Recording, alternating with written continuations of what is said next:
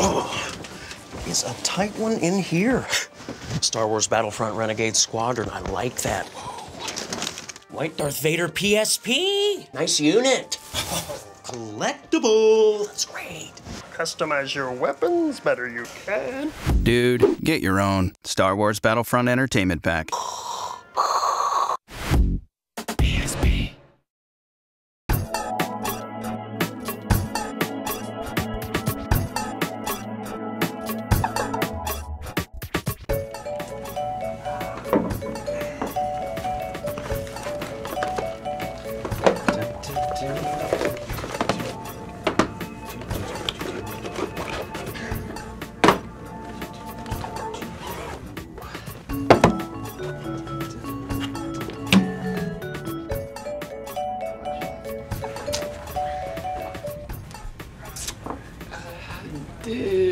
Ray, I don't know about this. I thought I was coming here to play Rock Band. No, dude, no, listen, trust me. This is gonna be great, okay? You're gonna love it. It's a pop culture phenomenon, okay? This is what it's all about. Alright. Alright. Alright? Okay. Let's watch.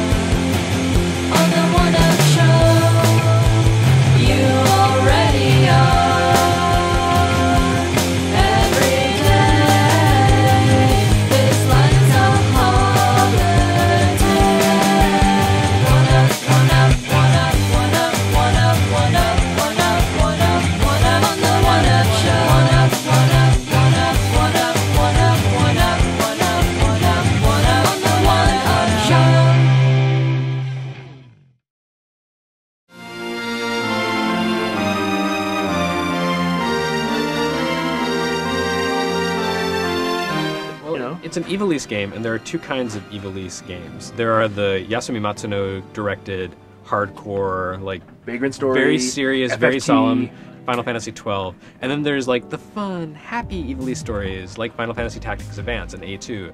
And this is definitely in the fun, happy side. Right. I mean, the director is Motomo Toriyama, who directed Final Fantasy X-2, and it feels like its relation to Final Fantasy XII is the same as X-2's relation to Final Fantasy X. It's a spin-off, it's about secondary characters. I mean, Vaughn was technically the main character of 12, but not really. I mean, and the tone is very light. It's broken into a mission structure. Yeah, it kind of has the same gameplay mechanics, the gambits and everything as 12, but it's greatly simplified. It works differently, but you kind of get where it's coming from. For a strategy game, something positioned as a strategy game, there's no strategy, like at all. But it's not really positioned as a strategy game. That's the thing. Square couldn't really decide how to position it. It was described it was described as an RPG, then as an action RPG. They never actually used the term strategy because I don't think Japan really knows what an RTS is. Yeah, you can't They're not market that known stuff to Japan anyway. Yeah, they're not known for making RTSs. Yeah, it's more of a my first RTS because it is simplified, and I don't think it's a perfect game. I like it more than you, but the problem is later in the game when it becomes more difficult. It's difficult to micromanage your units. It's really hard to group people where you want to group them, to send them where you want to send them. It's a better strategy just to spam out lots of units. Actually, what I found is that approaching this like an RTS, where you have lots of individual units that you're controlling, is a mistake. Right. You should really approach it like you've got 5 characters. It's an RPG where you have 5 characters, and they have a lot of little dudes who walk around with them. That are expendable. So, yeah, so you basically, it's like support or something. You know, whichever they're strongest. Well, there is a little bit of a Pokemon, like, you know, rock, paper, scissors deal going on with the enemy types. And, like, well, that's normal. Hardly Pokemon. I mean, that's pretty common to RTS. You have aerial units that are strong against ground but weak against ranged. But I think, this game isn't going after the RTS crowd. This isn't for people who play Supreme Commander. It's for people who grew up playing Final Fantasy and Pokemon. And I think they will find those touchstones and be able to like this game and play through it and enjoy it. If you see it in that light, then it works. If you go into it thinking, hey, it's an RTS, then you're gonna be so sad. Of the three of us, I'm probably not the biggest fan of 12. I respect it, but I didn't have a lot of fun with it. Oh yeah, right. But I think if you were a serious 12 fan, you might be disappointed by the tone, by the dialogue, by the characters, because they're really kiddie. I mean, there is a kid on a hoverboard. You know, like They are literally kids. Did, They're like 11 did and 12-year-old FF12 kids. need a little kid on a hoverboard? Not necessarily, but it does work better because Vaughn actually is the main character this time, and Vaughn is kind of an idiot. He's kind of stupid Well, and Vaughn kind and of Penelo immature. both. They're just kind of goofy kids. Like, Well, Penelo was actually more like, well, compared kind of like, comparatively she was a lot more mature. She was just inexperienced and kind of young. But yeah, the tone is very lighthearted. Yeah. Wacky kids on a big adventure. You know, it is. It's very traditional Japanese RPG.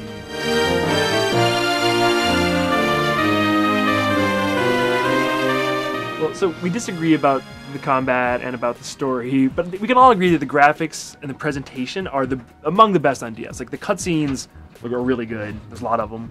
No, the take it or leave it. FMVs I don't like, but I think the game itself, like, there's a lot of really detailed sprite work, and it zooms in and out, so sometimes it's kind of pixelated, but if you actually pay attention to the animation, there's a lot of characters in the game, and all of them have a lot of animations. But yeah, and I do like the fact that this has a lot of... It carries over a lot of Final Fantasy XII elements, like the gambits and the summons, and... But they're gambits in name only, Yeah. really. I mean, it's just Well, a macro. and like, Not what do they exactly call a like gambit. the license board thing? It's not a license board. It's just how you get your summons can't now. remember. But it's similar to license Yeah. board. It's a very similar system. You know. Yeah. I think that even though it's limited, that kind of works in its favor because the DS doesn't have enough screen resolution, doesn't have enough power to really pull off a true full-scale RTS. I think the game works well for the hardware, and you know, ultimately that's kind of what it's got to do. So that's fine. I mean, I think my final takeaway was that this is a pretty good FF game for DS. It's not perfect, but it's a good template, and I would like to see a sequel because I think if they fixed a lot of the little problems and added like a multiplayer mode, this could be something really great in the future. I wholeheartly agree.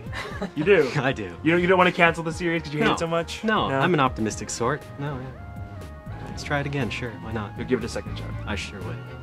So I think I propose a toast with Final Fantasy Potion 2. This is a 2004 vintage. This is the 2006 vintage. Oh, I've been saving it for a special occasion. And I gotta say, the flavors sound pretty exciting. There's a lot of different herbs in here. Sweet. Something called Melissa, thyme, sage, royal jelly, Mouthwash. Prometheus elixir. Wow. Oh, what the? Right? Yes. Celebrate. I gotta say, the moments of your life. this looks like the fluoride rinse they gave you in like first grade. The whole class had to swish and spit. Do I get a wafer too? No. I don't have any wafers. I have some cookies. So a toast to the Ivalus Alliance. To Yasumi Matsuno being still alive. Whoa.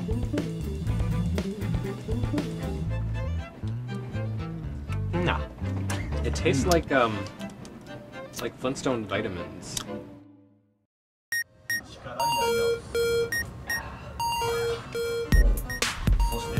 This is Wonder Boy. Yeah, second Wonder Boy. We were killing Santa Maria. What are you guys doing here so late? What's up, Brian? What is this? Just watching Game Center CX. Game Center CS. Is that like a Japanese game convention or something? No, no, X. Oh, X. Yeah, Got it. No, it's like the best Japanese video game show like ever. What's it about? Well, it's about the host is this comedian guy, Shinya Arino. Okay. And he just basically plays all these sorts of retro games, and he has to beat them, and that's basically it. He'll spend like 13 hours a day trying to beat this stuff. So That's a good idea. yeah, instant comedy value. Wow. Yeah. It's not in English, right? You guys don't speak Japanese, do you? No, ish. Ryan, look at my hair. You can understand it because you know they're old games. A lot of them have come out here before, so I mean it's easy to relate. All right. Well, anyway, enjoy this, and you know, if anyone ever subtitles it in English, let me know. Yeah, sure. Have a good Games night. here Good for luck. you too. All right. All right. Watch.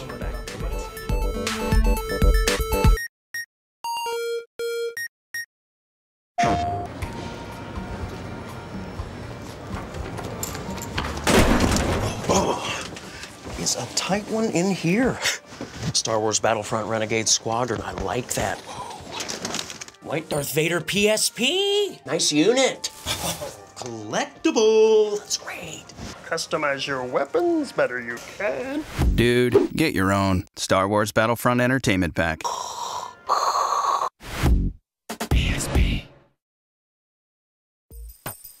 All right, there's the show. Right. And the show is about the guy playing these really difficult old school games. Right. Like the one we were watching was Wonder Boy Right. in Magical Land. and he just plays them for punishment value. Right. He's so frustrated with playing these hard, challenging games that he actually turns into a digitized monster himself, and he sends you as a player back into the past and sends you to, you know, complete a bunch of challenges. What it basically is, it's just a collection of fake retro games, of, you know, NES games. Right. And the point is just to like complete all these little challenges, achievement type challenges or whatever.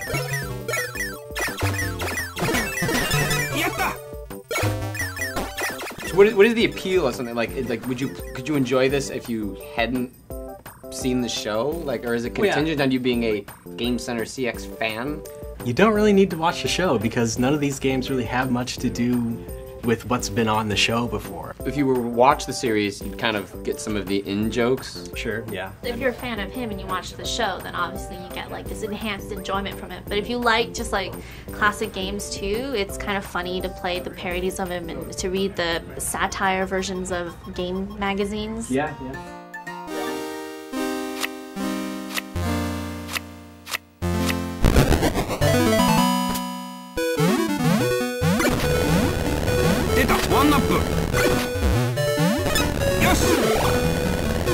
I mean, he has his little voice clips and stuff because you play as yourself, playing as the little kid version of him that's also being, you know, challenged by the evil cybernetic demon version of him, so. It's very meta. Yeah, a little bit. And, I mean, is it like WarioWare where you just jump from, like a menu screen, or is there, I mean, like, is it a game, like, wrapped in mini games? It's not like rapid fire. I mean, you can freely play any of the games outside of the little challenges. And so it's like that. And the games are pretty damn complete and kind of remarkably good looking for what they are. The Star Prince shooting game, that's a pretty good rip-off of Star Soldier, and that's like a really good like shooter in my opinion for what it is, which is a sort of fake 8-bit shooter. Right. And if you put yourself in the mindset of, okay, I'm in the 80s, yeah, it's pretty damn good for the 80s.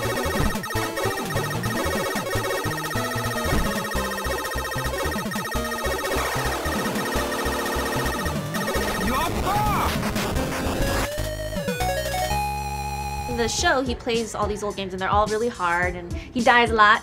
But in this DS version, are they going to be as hard? Like, can we expect that kind of same challenge? Or is it like more, it's easier but you get the same nostalgic feeling? The challenges are kind of easy, but the games on their own can be difficult. Like, the RPG has, you know, its ups and downs and it can be pretty difficult and you can instantly die in it. And like the ninja games are kind of hard as you go along, like the enemies will get faster and stuff like that, so. It's kind of weird. Like, the challenges aren't as hard, but the games themselves but are. easy objectives. Yeah, pretty much. What are the challenges? Let's see, all sorts of stuff. It's like in the racing game, for example, you have to beat the first track without drifting. And so you basically have to hold on the acceleration the entire time and just go through that. And then like the first one in the RPG is like get to level 7.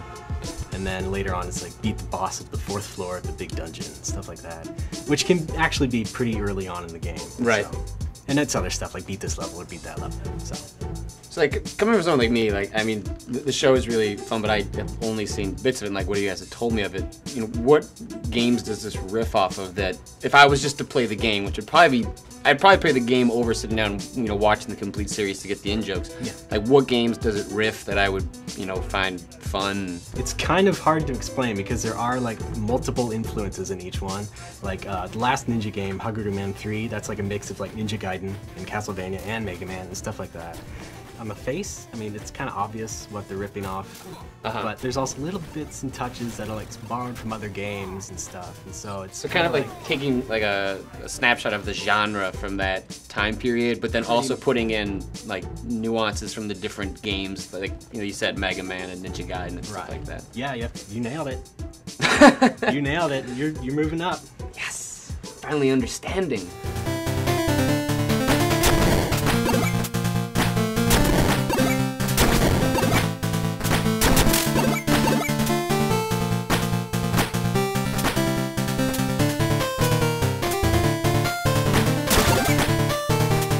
Yeah, I mean, it'd be cool because I think they'd have a hard time getting the show to come over in subtitled form or anything like that for people to get interested. But the game would be a really interesting way to get people interested in the concept of the show. Like, how do I, you know, if I saw the game, like kind of like the minigames, like how do I even get the show other than the internets? The internet's... You have the official sets here. How do I track it down? Like, is it like these PlayAsia websites or whatever? I mean, No, I mean, I just get them from the Japanese Amazon. And they'll Really? ship. Yeah. It's easy to set up. You can watch them without knowing Japanese and just enjoy him like getting frustrated. And you can kind of, if you know the game, you know what's going on. And even though you don't know what they're saying, it's still pretty entertaining for the most part. But if you really want to know, Ray actually also has a fan site that has an episode guide of all the episodes of what's going on. So. how long has this show been going on for? Since '03. But I mean, back then it was just like kind of an interview show, and so by the second season they changed it into the challenge stuff because it was far funnier. It sounds really cool. I mean, it'd be really interesting to see if they could somehow adapt it, but it seems it would be pretty difficult unless you were to bring like the complete package over, and even then, I have no idea what kind of personnel, like some personality they would put behind it to do the same sort of thing. Yeah, Ray, would you be the Game Center CX America guy? Yeah. That's a pretty good idea. I like the sound of that. Or Dave Coulier. There you go. Sorry. Very good suggestion. Very good.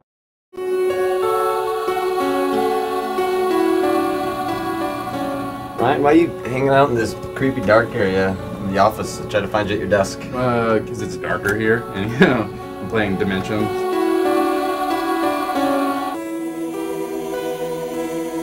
And that is all I know my mother, I know my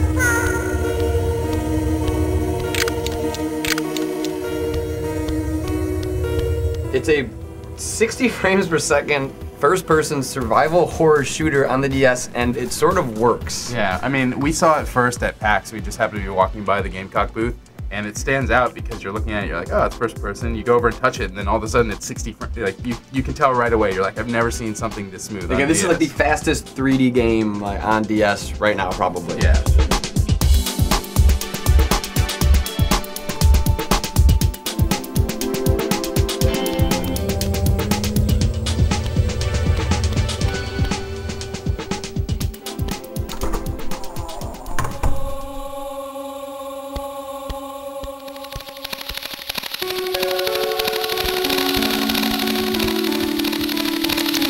Control it like any other shooter you do on the DS, Right. and that's awkward in and of itself. So you can look and switch between your weapon and the flashlight and fire. Like, this is the ideal way to hold it if you're approaching it like as a normal console shooter. And that looks pretty fucking Awkward. god-awful. It's not that fun. Yeah, I hold it actually with one hand, just one finger on the left button and one finger on the D-pad. And you're right, you can switch weapons with the R trigger, but you can also do it by tapping on the screen, and it goes really fast. So I found myself just playing mostly with the touchscreen, the buttons, the D-pad, and the one L button to fire. And to me, that's fine.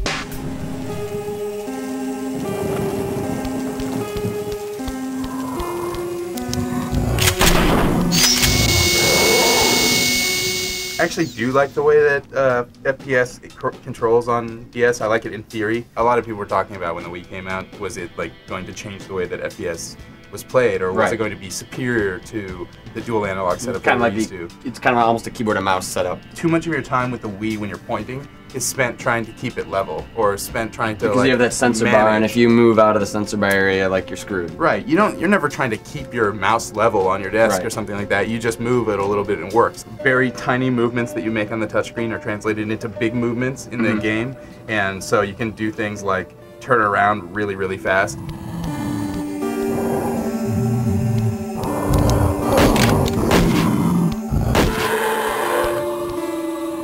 The reason this works with the limited controls is because the enemies are slow, you're not fighting a whole lot of them, and that compensates for the fact that the controls aren't very good. I totally disagree. I think that the controls are excellent. Like, I love controlling the game. That's my favorite part about it. And I don't like the combat because I think the enemies are lame. All they do is walk at you and attack, or fire at you and run right at you. And I find myself just backing up and firing. Part of the problem is, like you said, there's this weird fog of war in the game. You get a flashlight pretty early on, you can turn it on, and then all of a sudden the draw distance looks really good. But then you turn off your flashlight, and there's just this wave of blackness that's 5 feet in front of you.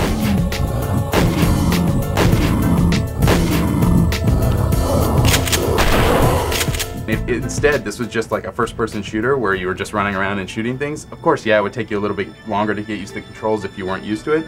But then, like, I think you'd be really playing to the advantage of what this engine does, which is that it runs at 60 frames. It's simple enough that you can move and shoot pretty easily, at least for me.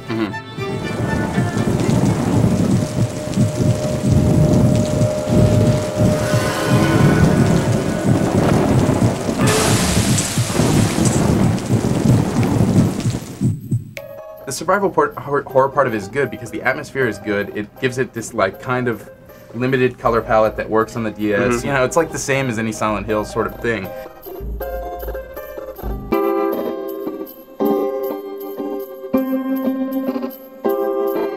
It's a strangely compelling game, and there's not a lot of story to it. There's not that much going on. The puzzles are kind of cool though, and there aren't enough of them. It doesn't like go quite far enough.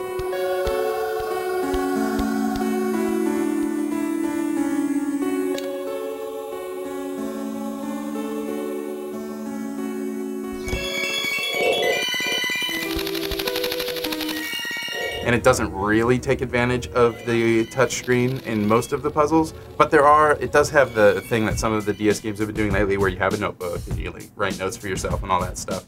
Like, I don't want to sound down about it, because I really do admire a lot what the game does. If this was somehow like an interactive like audio book or something, like if I was reading like the Stephen King's like The Mist audiobook, and like I was like running through this environment, like sort of like it was more of an adventure game or something like that, where the combat wasn't so heavy. This is very much an action game, right? But it also shares a lot with a game like Hotel Dusk. But at the same time, like both of those games have deficiencies that could be solved by like integrating, you know, like elements of this game and elements of that game together. So there really is this kind of first-person adventure story. And I think there is like this game that we are wishing for like out there at some point, especially because it doesn't seem like the DS is going anywhere anytime soon. I don't think so. Everyone feels differently about Assassin's Creed, right? But the thing that they did right in that game is Altair running around and jumping and climbing up buildings like that. No one can argue like that's pretty well done. Right. In this game, this is almost the same situation. The base mechanic is like so fun. Just like for me, running, turning the camera, it's shooting, super fast. You're running around this environment, and it gets like those basic things that haven't been done right, and that's what makes the game like it makes you excited for what other people could do with what the game has laid down as a foundation for like DS shooters. Right, like if they used this technology and then just hired people with a few better ideas as far as like game design goes. Yeah, I mean, in this game, I mean, it has some cool ideas, and I like the fact that it's pretty basic, like as far as like a survival horror like shooter game, and I think it could be like a good setup for a sequel. Like there's not a lot of meat to the story, but when you're playing a DS game, you know, it's okay. Like it's fun for what it is, and like I appreciate what Dementium does for what it is, and it does make me really excited for what other people can do like with an engine like that. Totally. You know, John Carmack just started like in mobile with his wife, you know, and one of the things he was talking about is that after they finished Orcs and Elves, they were talking about doing Quake Arena for the DS, and now, like after playing this, I'm really looking forward to that. Yeah, I think it would be great.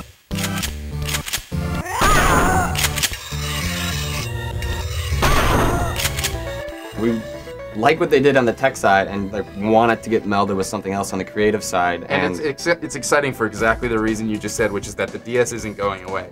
So the fact that we need to start resolving that we are going to have this machine around for the next like 4 years probably. Like Nintendo has no reason to get rid of it. It's not slowing down, but it's really cool and it's fun and it's an engaging way to do like a handheld shooter. Right. It's not gonna win any Game of the Year awards or anything like that. But if you're the type of person that thinks like, hey, a first-person shooter that plays sort of correctly on DS is a kind of a good idea, it's probably worth checking out. Yeah, it's a cool game that's gonna get criminally overlooked for several good reasons, but there's still plenty of reasons to check it out, and I would hope that people at least like seek it out, or if a friend gets it, like show people like this stuff does work on the DS. It's just a matter of someone putting we have all the pieces, but they're just in different games, and then someone needs to just shove them together into one. Totally. Anyway, I guess how's that show keep going. It's like, Game Center? Yeah, no, we're about to watch another episode. You know, Ray has converted me. Maybe I'll come next week. I know, maybe, you know. I gotta finish this tape. All right, fair enough. All right, see you, man. Catch you later.